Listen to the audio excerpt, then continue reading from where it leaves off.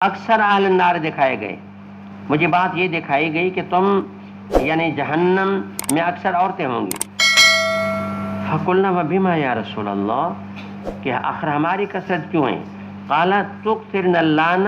وتکفرن العشیر ما رأیت من ناقصات عقل و دین، حالانکہ تمہارا عقل بھی کم دین بھی کم، لیکن میں نے نہیں دیکھا دنیا میں کوئی اتنا ناقص العقل اور ناقص الدین ہو کر کے بھی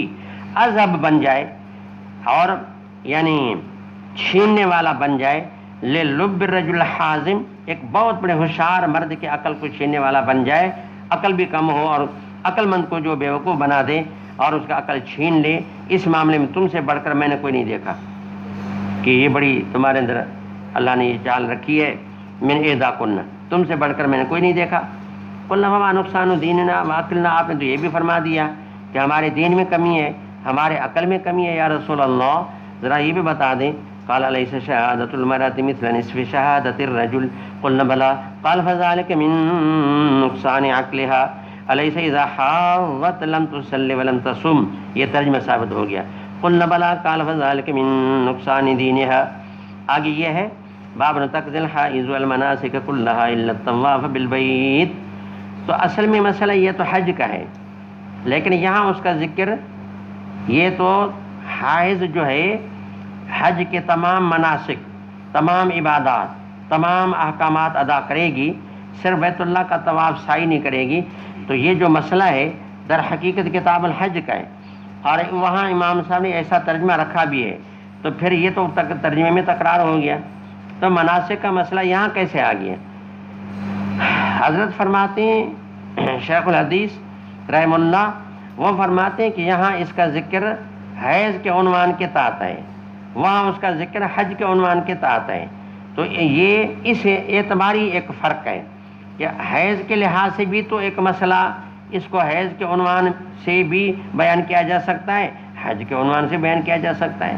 یعنی اگر حالت حیض ہو تو عورت کیا کیا کر سکتی ہے، اس میں یہ بات بھی آ جائے گی، اور حج کے اندر کیا عورت یعنی کوئی بھی آدمی اگر حج کرے تو اس میں عورت بھی کرے گی،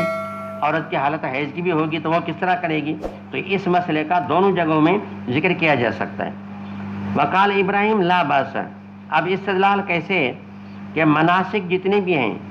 اور جتنے مناسک ہیں حالت حیض میں عورت جو ہے وہ ساری کر سکتی ہیں، بیت اللہ کے طواف کے علاوہ باقی جتنی عبادات ہیں، وقوف عرفات ہے، وقوف مزدلفہ ہے، رمیہ جمار ہے اور مینا کی حاضری ہے، قربانی ہے، تو یہ یا لبیک لبیک ہے، یہ سارے کام مناسک جتنی بھی عورت کر سکتی ہے۔ ابراہیم نخعی کا قول پیش کیا، وہ فرماتے لا باس ان تقرأ الآیت،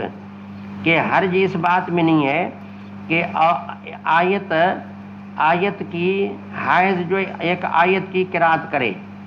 ایک آیت کی قرات کرے، تو یہ ایک مسئلہ ہے، ہمارے ہاں تو مادون الآیت پڑھ سکتی ہے، پوری آیت نہیں، لیکن بہرحال استدلال اس میں صرف اس حوالے سے ہے کہ ابراہیم نخعی فرماتے ہیں کہ قرات آیت کر سکتی ہے، اور ہم کہتے ہیں جب قرات آیت کر سکتی ہے، امام صاحب فرما رہے ہیں جب قرات آیت کر سکتی ہے تو مناسک بھی کر سکتی ہے، کیونکہ مناسک میں بھی ذکر ہے اور آیت کی قرات بھی اللہ کی یاد ہے، وہ بھی قرآن بھی ذکر ہے، مناسک میں بھی ذکر ہوتا ہے، لہذا جب قرات آیت کر سکتی ہے تو مناسک بھی کر سکتی ہے۔ ولم یرا ابن عباس بالقرات للجنب باسن، اچھا یہ دوسرا قول کہ عبداللہ بن عباس فرمایا کرتے کہ جنبی بھی قرآن پڑھ سکتا ہے، جب جنبی قرآن پڑھے گا تو قرآن ذکر ہے اور مناسک بھی جو ہیں ان میں بھی ذکر ہوتا ہے، لہٰذا پھر یہ ہے کہ جب جنبی کر سکتا ہے تو حائض جو ہے وہ بھی مناسک کر سکتی ہے۔ باقی یہ مسئلہ ابن عباس کا جو ہے بظاہر ہمارے خلاف ہوگا، کیونکہ ہم کہتے ہیں کہ جنبی قرآن نہیں پڑھ سکتا اور ابن عباس فرما رہے ہیں کہ جنبی پڑھ سکتا ہے، قطب گنگوئی فرماتے ہیں کہ یہ معمول ہے مادون الآیت پر، تو پھر انشاءاللہ ہمارے خلاف نہیں ہوگا کہ ابن عباس یہ فرما رہے ہوں گے کہ مادون الآیت پڑھ سکتا ہے، تو اس لحاظ سے ابن عباس کا فرمان حنفیوں کے خلاف نہیں ہوگا۔ وکان النبی صلی اللہ علیہ وسلم یذکر اللہ علی کل احیان، کہ اللہ کے نبی ہر وقت ذکر کیا کرتے ہر حال میں، ہر وقت ہر حال میں، استدلال بہیں طور ہے تو ہر وقت ہر حال میں حال جنابت بھی آ گیا، وقت جنابت بھی آ گیا۔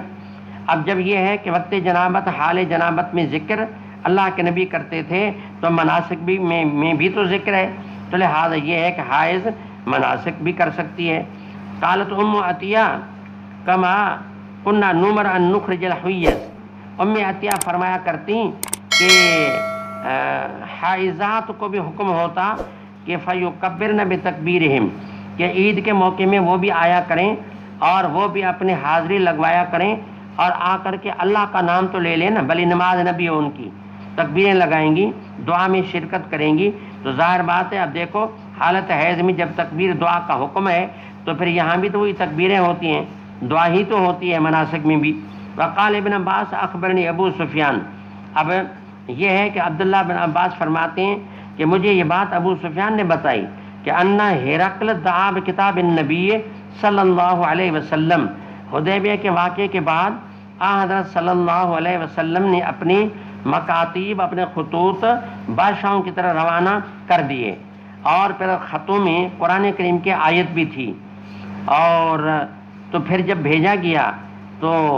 وہ مشرکین تھے اور انہیں خط لیا، اور خط کو لے کر کے پھر ہاتھ میں سے پکڑا بھی صحیح اور ان کو پڑھا بھی صحیح، تو استدلال بہی طور ہے کہ دیکھیں مشرک پلیت ہے، اور پھر یہ ہے کہ وہ ازالہ جنابت کبھی نہیں کرتا، مشرک کو کبھی جنابت بھی ہوتی ہے۔ تو اب دیکھیں اللہ کے نبی نے خط بھیجا، خط میں قرآن کریم کی آیت تھی، حالانکہ اس میں یہ ہے کہ جس کو خط بھیجا گیا وہ تھا کافر، اور کافر ازالہ جنابت کا نہیں کرتا۔ تو اب بات یہ ہے کہ مانا اس کا مقصد یہ ہوا کہ یعنی بھلی جنابت کا ازالہ نہ بھی کرے پھر بھی قرآن کو پڑھے یا قرآن کو ہاتھ لگائے، تو اس سے سمجھ میں آیا کہ حالت جنابت میں آدمی قرآن کو یا خط کو پڑھ سکتا ہے اور اس کو پکڑ بھی سکتا ہے۔ جب یہ سارے کام کر سکتا ہے تو حائض جو ہے وہ مناسک کر سکتی ہے۔ اچھا، ہرقل دعا بکتاب النبی صلی اللہ علیہ وسلم، اللہ کے نبی کا خط منگوایا، فقرہ، ہرقل نے خود پڑھا، اس میں یہ لکھا ہوا تھا بسم اللہ الرحمن الرحیم یا اہل الکتاب تعالوا الی کلمۃ سواء بیننا وبینکم، اقرأ الآیہ، آخر تک چلے جائیں۔ آگے پھر اللہ نعبد الا اللہ ولا نشرک بہ شیئا او الی قول مسلمون تک۔ باقی بات یہ ہے ہماری طرف سے کیا جواب ہے کہ دیکھیں جنابت کا جو معاملہ ہے وہ ایک عارضی چیز ہے، کہ حضرت قطب گنگوئی نے جواب یہ دیا، جنابت ناپاکی کا آنا ایک انسانی حوالے سے مسلمان ہو یا کافر ہو، یہ عوارضات ہر کسی کو لائق ہوتے ہیں۔ یہ واقعی بات بالکل ٹھیک ہے کہ کیا پتہ جنابت کی حالت ہو، لیکن ان عارضی چیزوں کی وجہ سے تبلیغ کا بنیادی فریضہ ترک نہیں کیا جائے گا کہ بھئی کیا پتہ جنابت ہو، لہٰذا قرآن ان کے سامنے پیش بھی نہ کرو اور دعوت تبلیغ ان کو دو بھی نہ، خط بھی نہ بھیجو، تو آخر تبلیغ اور ان تک دین کی بات کیسے پہنچائی جائے گی؟ اس لیے یہ مجبوری ہے، اور اس مجبوری کے خاطر عوارض کا خیال نہیں کیا جائے گا۔ اور آگے پھر یہ وقال عن جابر حاضت عائشۃ فنسکت المناسک کلھا غیر طواف البیت ولا تصلی، یہ تو بالکل ظاہر ہے۔ وقال حکم انی لاذبح وانا جنب، کہ میں جنابت کی حالت میں ذبح بھی کر لیا کرتا ہوں، حالانکہ وہاں بسم اللہ اللہ اکبر بھی پڑھنی ہوتی ہے۔ اب اگر یہ کہتے ہیں کہ میں اس طرح کرتا ہوں تو معلومہ کہ مناسک بھی آدمی کر سکتا ہے، یہ سارے امام بخاری کے استدلال ہیں۔ وقال اللہ عز وجل ولا تاکلوا مما لم یذکر اسم اللہ علیہ، حالانکہ اللہ تو فرماتے ہیں کہ اللہ کا نام جس پر مذکور نہ ہو کھاؤ بھی نہ، تو معلومہ کہ اس نے ذکر کیا ہوگا، جب ذکر کیا تو جنابت کی حالت میں ذکر جائز ہو گیا، ذکر جائز ہے تو پھر مناسک کا کرنا بھی جائز ہے۔ جی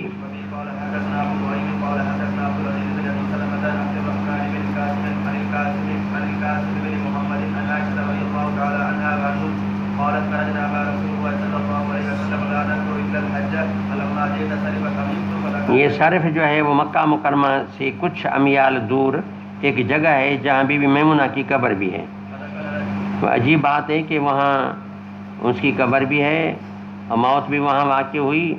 اور سمجھا کہ رخصتی بھی وہاں ہوئی۔ تو عجیب اتفاق کہ ایک ہی جگہ وہی دھرتی، ایک دھرتی میں گیا کر خوشی اور غمی آپس میں جمع ہو گئے۔ آج تک بی بی صاحبہ کی جو ہے وہ مقبرہ اسی صرف نامی جگہ میں ہے۔ بہرحال بی بی عائشہ فرماتی جب ہم یہاں آئے تو تمیز تو مجھے حیض آ گیا. فدخل علی النبی صلی اللہ علیہ وسلم، اب کی میں رو رہی تھی جی. فقال ما یبکی کی قلت لوددت، ہاں میں تو یہ چاہتی ہوں واللہ انی لم احج العام، یہ معاملہ پیش آیا تو اس سال میں حج پر بھی نہ آتی، میری عبادت خراب ہو گئی. فرمایا میں سمجھ رہا ہوں کہ تجھے نفاس ہو گیا ہے. تو دیکھیں وہی بات ہے نا کہ حیض پر لفظ نفاس کا استعمال ہوا. قلت نعم. قال فإن ذلك شيء، کیوں گھبراتی ہے؟ كتب اللہ علی بنات آدم، یہ فطری معاملہ ہے. ففلی ما يفعل الحاج، یعنی لا فرق بینک وبین الحاج غیر الا اللہ تطوفی بالبیت حتی تطہری، باب الاستعاذہ. یہاں پہلے آپ ایک بات سمجھیں کہ مستحاضہ اور حائضہ یا حیض استحاضے کا فرق ہے. تو حیض تو وہ ایک خون ہے جو رحم سے نکلتا ہے اور اپنے ایام میں ہوتا ہے، اور یہ استحاضہ کوئی بیماری کو رگ کے پھٹنے کی وجہ سے یا کسی بیماری کی وجہ سے یہ خون آنا شروع ہو جاتا ہے تو پھر رکنے کا نام نہیں لیتا. تو بہرحال ان کا احکامات میں فرق ہے. آپ تمام کتابوں میں پڑھتے آئے ہیں کہ حائضہ جو ہے وہ صوم و صلات بھی نہیں کرے گی، مستحاضہ جو ہے استحاضے کے دوران سب کچھ کرے گی، روزہ بھی رکھے گی، اپنے نماز بھی پڑھے گی، ہر چیز کرے گی، حالانکہ خون بھی بہہ رہا ہوگا. تو کیسے کرے گی؟ تو اب اس کے بارے میں چونکہ احکامات مختلف ہیں اور روایتوں کا بھی اختلاف ہے، اور یہ ہے کہ بھئی بعض روایتوں میں یہ کہ وہ مانا ہر نماز کے لیے غسل کر کے نماز پڑھے، اور ایک روایت میں یہ کہ جمع بین الصلاتین فی الغسل کرے،